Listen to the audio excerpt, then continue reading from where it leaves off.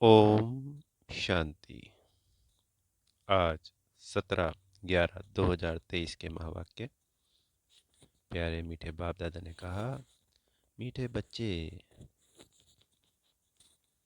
बाप के गले का हार बनने के लिए ज्ञान योग की रेस करो। तुम्हारा फर्ज है सारी दुनिया को बाप का परिचय देना। प्रश्न है, किस मस्ती में सदा रहो तो बीमारी भी ठीक हो जाती है? तो बाबा ने उत्तर दिया है इसमें, ज्ञान और योग की मस्ती में रहो। इस पुराने शरीर का चिंतन नहीं करो।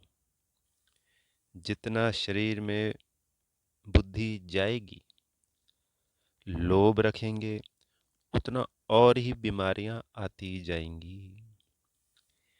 इस शरीर को श्रृंगारना, पाउडर क्रीम आदि लगाना, यह सब फालतू श्रृंगार है। तुम अपने को ज्ञान योग से सजाना है। तुम्हें अपने को ज्ञान योग से सजाना है। यही तुम्हारा सच्चा सच्चा श्रृंगार है।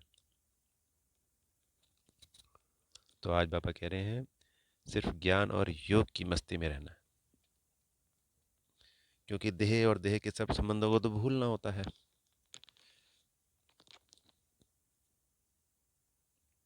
तो ये इसको श्रृंगार करना, यानी क्रीम पाउडर जो संसारी सामान लगाना, वो भी रॉन्ग है। सिर्फ अपने को ज्ञान योग से सजाना है, यही सच्चा श्रृंगार है। गीत है, जो पिया के साथ है। ओम शांति। जो बाप के साथ है, पिया यानी बाप। अब दुनिया में बाप तो बहुत है, परंतु उन सभी का बाप रचयिता एक है, वही ज्ञान का सागर है। यह जरूर समझना पड़े कि परमपिता परमात्मा ज्ञान का सागर है। ज्ञान से ही सद्गति होती है। सद्गति मनुष्य की तब हो जब सतयुग की स्थापना होती है। तो सद्गति कहाँ होती है हमारी? सिर्फ सतयुग में। त्रेता में भी सद्गति रहती है। तो सतयुग और त्रेता सद्गति वाली जगह है।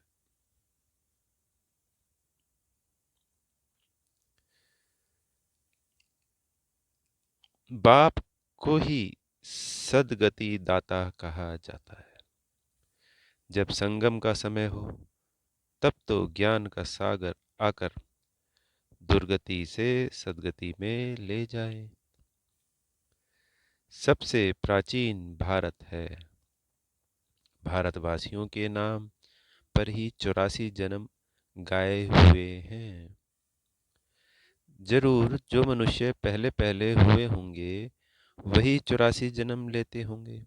तो जो श्री कृष्ण जी के साथ फर्स्ट जन्म में आते हैं, उनकी राजधानी जब वो लक्ष्मी नारायण बनते हैं, उस वक्त जो भी आत्माएं होती हैं, वो सभी आत्माएं 84 जन्म लेती हैं। उनके बाद में आने वाली आत्माएं, यानी अगले जन्म से आने वाली, उनके फिर 83, 82, 81 इस तरीके से होना शुरू हो जाते हैं। देवताओं के 84 जन्म कहेंगे तो ब्राह्मणों के भी 84 जन्म ठहरे। मुख्य को ही उठाया जाता है। इन बातों को किसी को भी पता नहीं है। जरूर ब्रह्मा द्वारा ही सृष्टि रचते हैं। पहले पहले सूक्ष्म लोक रचना है, फिर है यह स्थूल लोक। यह बच्चे जानते हैं। सूक्ष्म लोक कहाँ है, मूल लोक कहाँ है? मूल वतन, सूक्ष्म वतन, स्थूल वतन, इसको ही त्रिलोक कहा जाता है। 3 लोक हो गए ना जी। जब त्रिलोकीनाथ कहते हैं तो उसका अर्थ भी तो चाहिए ना। कोई त्रिलोक होगा ना। वास्तव में त्रिलोकीनाथ एक बाप ही कहला सकते हैं, क्योंकि तीनों का रचयिता कौन? बाबा।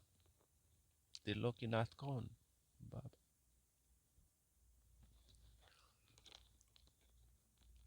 और उनके बच्चे कहला सकते हैं। यहाँ तो कई मनुष्यों के नाम हैं।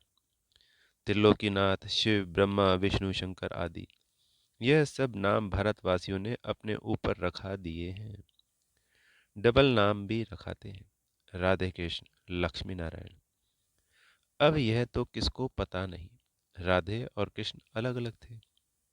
वह एक राजाई का प्रिंस था, वह दूसरी राजाई की प्रिंसेस थी। यह अभी तुम जानते हो। जो अच्छे अच्छे बच्चे हैं उन्हों की बुद्धि में अच्छी अच्छी पॉइंट्स धारण रहती है। जैसे डॉक्टर जो अच्छा होशियार होगा उनके पास तो बहुत दवाइयों के नाम रहते हैं। यहाँ भी यह नई नई पॉइंट्स बहुत निकलती रहती है। दिन प्रतिदिन इन्वेंशन होती रहती है। जिन्हों की अच्छी प्रैक्टिस होगी वह नई नई पॉइंट्स धारण करते होंगे।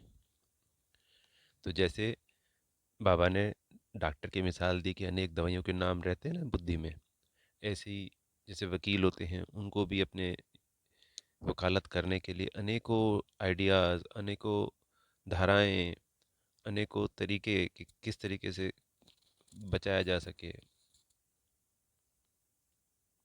वो बुद्धि में रहती हैं। ऐसे ही बाबा के बच्चे के बुद्धि में अनेकों अनेक पॉइंट्स रहती हैं।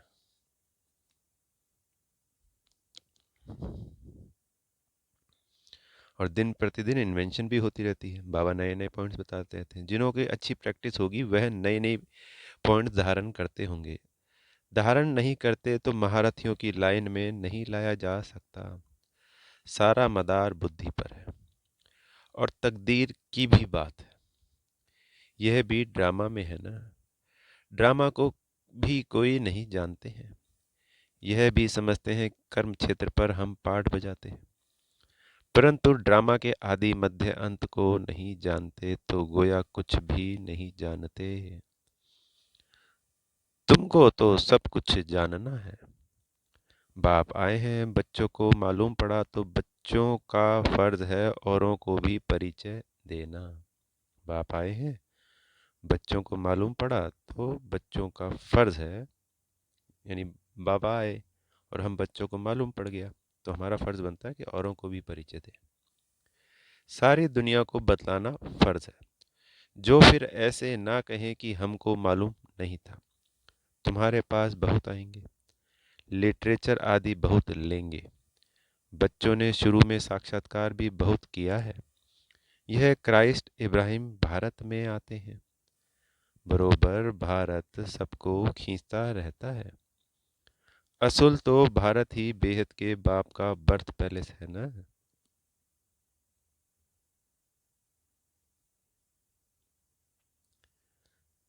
जहाँ बीज होता है ना वहीं सब कुछ पूरा झाड़ होता है।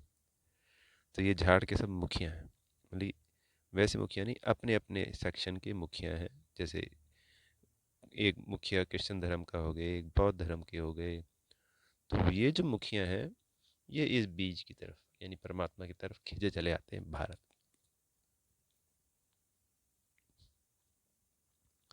परंतु वे लोग इतना कुछ जानते नहीं कि यह भारत भगवान का बर्थ पैलेस है।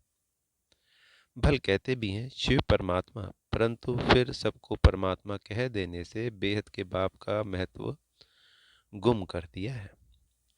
अभी तुम बच्चे समझाते हो भारत खंड सबसे बड़े ते बड़ा तीर्थ है। बाकी और सब जो भी पैगंबर आदि आते हैं वह आते ही हैं अपना अपना धर्म स्थापन करने। उनके पिछाड़ी फिर सब धर्मों वाले आते जाते हैं। उनके पिछाड़ी उनके सब धर्म वाले आते जाते हैं, यानी पहले आते हैं जब वो अपना धर्म स्थापन करके चले जाते हैं, लिख जाते कहीं नहीं, वो दूसरा जन्म ले लेते हैं और बाकी की उनके धर्म की आत्माएं परमधाम से नीचे आती हैं। और जब अब अंत में वो वापस जाएंगे घर तो उनके पीछे उन्हीं के सारी आत्माएं वापस उनके घर जाएगी, परमधाम जाएगी, उनके पीछे उन सेक्शन में जाएगी।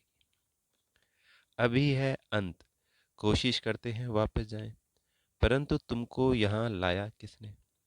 क्राइस्ट ने आकर क्रिश्चियन धर्म स्थापन किया, उसने तुमको खींच कर लाया।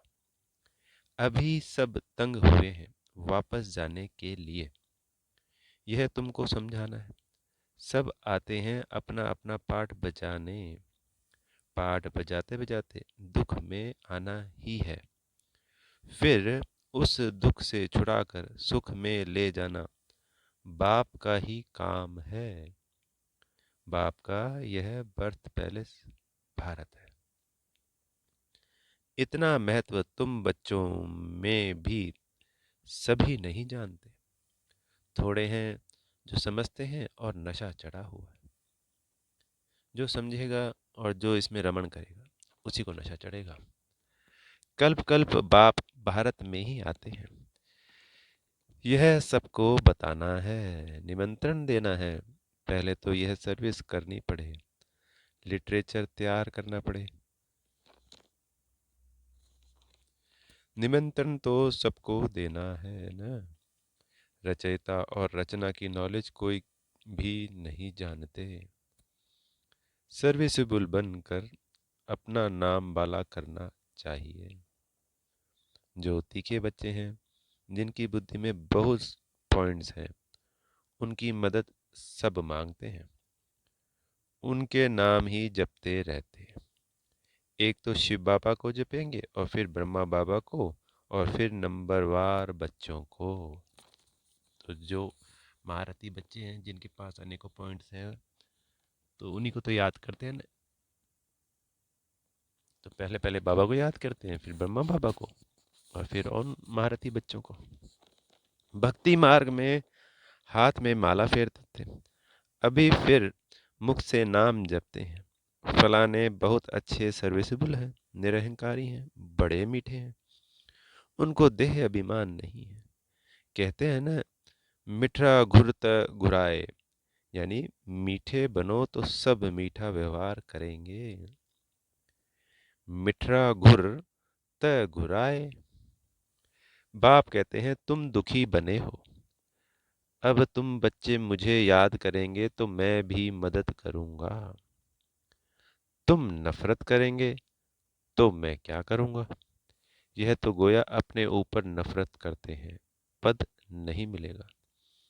धन कितना अथाह मिलता है, किसकी लॉटरी मिलती है तो कितना खुश होते हैं।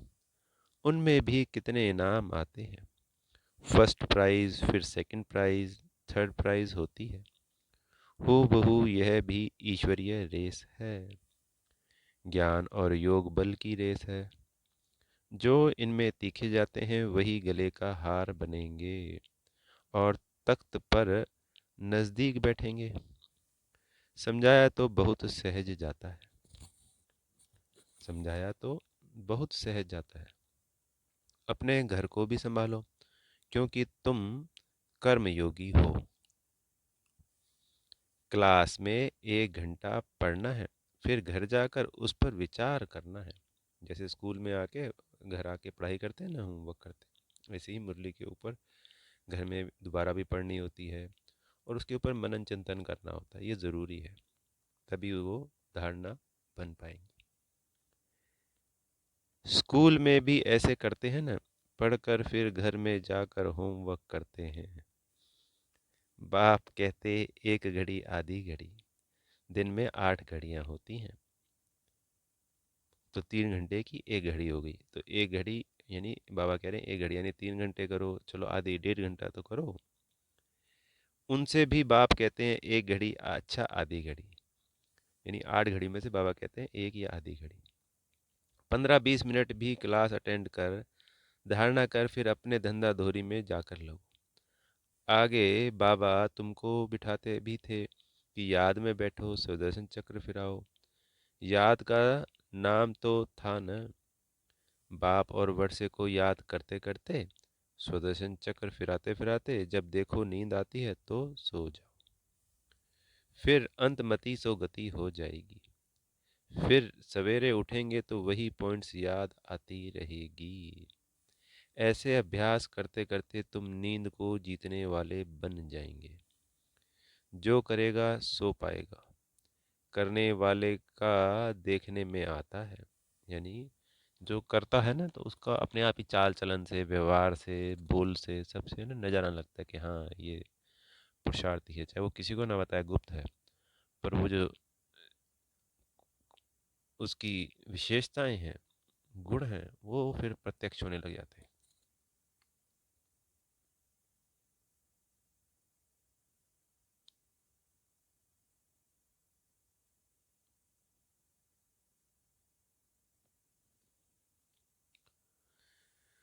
उसकी चलन ही प्रत्यक्ष होती है, बाबा कह रहे चलन ही प्रत्यक्ष होती है, ना करने वाले की चलन ही और होती है। देखा जाता है यह बच्चे विचार सागर मंथन करते हैं, धारणा करते हैं, कोई लोभ आदि तो नहीं है, यह तो पुराना शरीर है।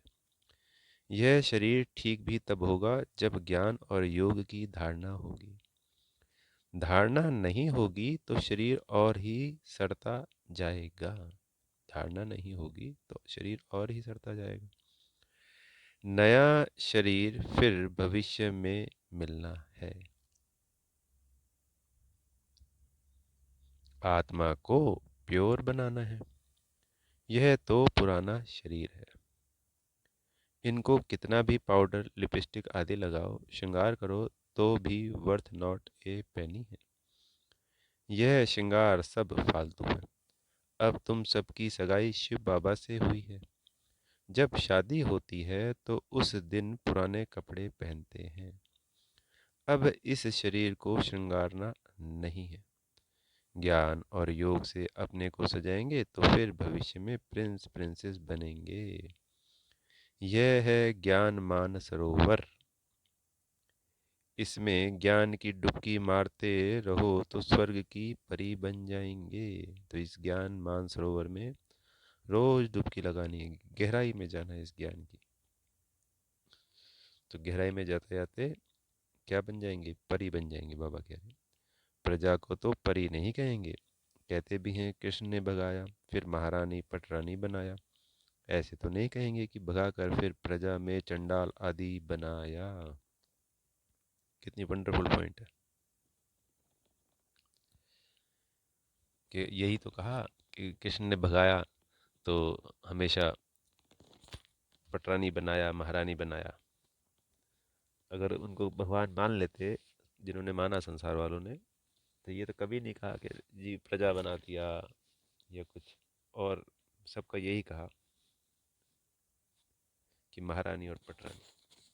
वो थी निराकार परमात्मा की बात ले गए उस साकार श्री कृष्ण जी पे। तुमको भी यह पुरुषार्थ करना चाहिए। भगाया ही महाराजा महारानी के लिए बनाने के लिए। ऐसा नहीं जो पद मिले सो ठीक। यहाँ मुख्य है पढ़ाई। यह पाठशाला है ना। गीता पाठशाला बहुत खोलते हैं। वह बैठ सिर्फ गीता सुनाते हैं, कंठ कराते हैं। कोई एक श्लोक उठाकर फिर आधा पौना घंटा उस पर बोलते हैं। इससे फायदा तो कुछ भी नहीं। यहाँ तो बाप बैठ पढ़ाते हैं, एम ऑब्जेक्ट क्लियर है। और कोई भी वेद शास्त्र जप तप आदि करने से कोई एम ऑब्जेक्ट नहीं है। बस पुरुषार्थ करते रहो। परंतु मिलेगा क्या? जब बहुत भक्ति करते हैं तब भगवान मिलते हैं। सो भी रात के बाद दिन जरूर आना है। समय पर होगा ना। कल्प की आयु कोई क्या बतलाते हैं, कोई क्या बतलाते हैं। समझाओ तो कहते हैं शास्त्र कैसे झूठे होंगे। यानी किसी को समझाओ कि बाबा आया है और ये ज्ञान है, तो वो कहते हैं भाई शास्त्र कैसे झूठे हो सकते हैं, भगवान थोड़ी झूठ बोल सकता है। समझाने की सिर्फ ताकत चाहिए। तुम बच्चों में योग का बल चाहिए। योग बल से सब काम सहज हो जाते हैं। कोई काम नहीं कर सकते हैं तो गोया ताकत नहीं है, योग नहीं है। कहाँ कहाँ बाबा भी मदद करते हैं। ड्रामा में जो नूंद है वह रिपीट होता है। यह भी समझते हैं और कोई ड्रामा को समझते ही नहीं। यह भी हम समझते हैं क्योंकि बाबा ने हमें सारा ज्ञान दिया इस बात का। सेकंड बाय सेकंड जो पास होता जाता, टिक टिक होता जाता है। हम श्रीमत पर एक्ट में आते हैं। श्रीमत पर नहीं चलेंगे तो श्रेष्ठ कैसे बनेंगे? सब एक जैसे बन नहीं सकते। यह लोग समझते हैं हम एक हो जाएं, एक का अर्थ नहीं समझते। एक क्या हो जाए? क्या एक फादर हो जाना चाहिए या एक ब्रदर हो जाना चाहिए? ब्रदर कहें तो भी ठीक है। श्रीमत पर बरोबर हम एक हो सकते हैं। बेहद के सभी आत्मा बचे सिर्फ एक श्रीमत पे ही एक हो सकते हैं। वो चाहते हैं कि भाई आपस में शांति रहे, एक का हो जाए पूरे विश्व में, तो ऐसा पॉसिबल है नहीं। तुम सब एक मत पर चलते हो। तुम्हारा बाप, टीचर, गुरु एक ही है। जो पूरा श्रीमत पर नहीं चलते तो वह श्रेष्ठ भी नहीं बनेंगे। एकदम नहीं चलेंगे तो खत्म हो जाएंगे। रेस में उनको ही निकालते हैं जो लायक होते हैं। जब कोई बड़ी रेस होती है तो घोड़े भी अच्छे फर्स्ट क्लास निकालते हैं, क्योंकि लॉटरी बड़ी रखते हैं। घोड़ों पर दाव लगाया जाता है ना, तो जो घोड़ा काबिल होगा उसी को तो बाहर निकाला जाएगा।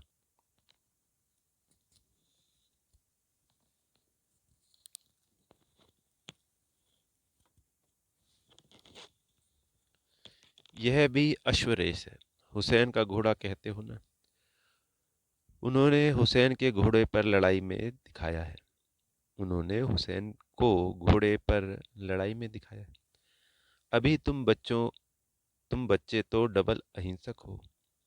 काम की हिंसा है नंबर वन। इस हिंसा को कोई जानते नहीं। सन्यासी भी ऐसे नहीं समझते हैं, सिर्फ कहते हैं यह विकार है। बाप कहते हैं काम महाशत्रु है। यही आदि मध्य अंत तुमको दुख देता है। तुमको यह सिद्ध कर बताना है कि हमारा प्रवृत्ति मार्ग का राजयोग है। उन्हीं गृह गृहस्थ में रहते हुए एक परमात्मा की याद में रहना प्रवृत्ति मार्ग का राजयोग। तुम्हारा हठ योग है, यानी सन्यासियों का। तुम शंकराचार्य से हठ योग सीखते हो, हम शिवाचार्य से राजयोग सीखते हैं। ऐसी ऐसी बातें समय पर सुनाना चाहिए। कोई तुमसे पूछे कि देवताओं के 84 जन्म हैं, तो भला इन क्रिश्चियन आदि के कितने जन्म हैं? बोलो यह तो तुम हिसाब करो न। 5000 वर्ष में 84 जन्म हुए। क्राइस्ट को 2000 वर्ष हुए। हिसाब करो एवरेज कितने जन्म हुए? 30-32 जन्म होंगे। यह तो क्लियर है। जो बहुत सुख देखते हैं वह दुख भी बहुत देखते हैं। उन्हों को कम सुख और कम दुख मिलता है। एवरेज का हिसाब निकालना है। पीछे जो आते हैं वह थोड़े थोड़े जन्म लेते हैं। बुद्ध का, इब्राहिम का भी हिसाब निकाल सकते हैं। करके एक दो जन्म का फर्क पड़ेगा।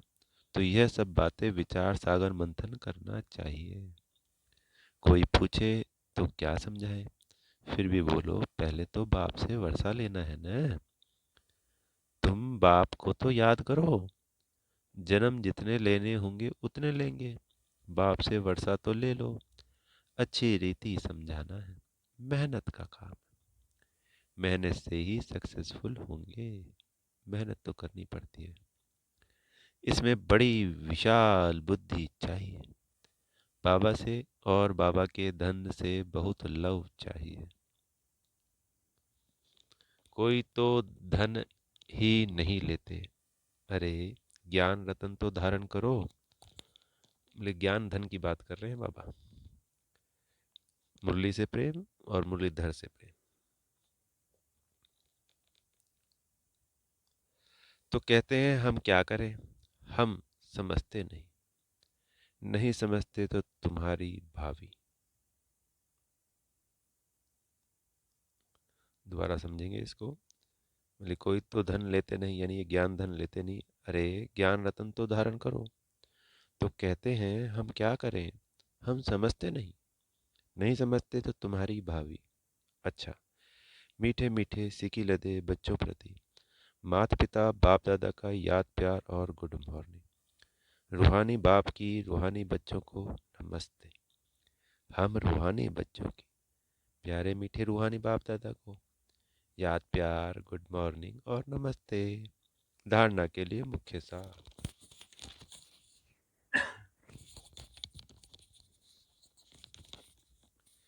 पहला पॉइंट, किसी से भी नफरत नहीं करनी, सबसे मीठा व्यवहार करना। ज्ञान योग में रेस करके बाप के गले का हार बन जाना है। दूसरा पॉइंट, नींद को जीतने वाला बन सवेरे सवेरे उठ बाप को याद करना। स्वदर्शन चक्र फिराना है। जो सुनते हैं उस पर विचार सागर मंथन करने की आदत डालनी है। प्यारे सदगुरु जी से वरदान मिल रहा है। बुद्धि को डायरेक्शन प्रमाण श्रेष्ठ स्थिति में स्थित करने वाले मास्टर सर्वशक्तिवान भाव। कई बच्चे जब योग में बैठते हैं तो आत्म अभिमानी होने के बदले सेवा याद आती है, लेकिन ऐसा नहीं होना चाहिए, क्योंकि ला समय अगर अशरीरी बनने के बजाय सेवा का भी संकल्प चला तो सेकंड के पेपर में फेल हो जाएंगे। उस समय सिवाय बाप के निराकारी, निर्विकारी, निरअहकारी और कुछ याद ना हो। सेवा में फिर भी साकार में आ जाएंगे। इसलिए यह अभ्यास करो कि जिस समय जिस स्थिति में स्थित होना चाहें स्थित हो जाएं। तब कहेंगे मास्टर सर्वशक्तिवान, कंट्रोलिंग और रूलिंग पावर वाले। स्लोगन है, किसी भी परिस्थिति को सहज पार करने का साधन है एक बल, एक भरोसा। अच्छा, ओम शांति। बेहद का शुक्रिया प्यारे मीठे बाप दादा जी का।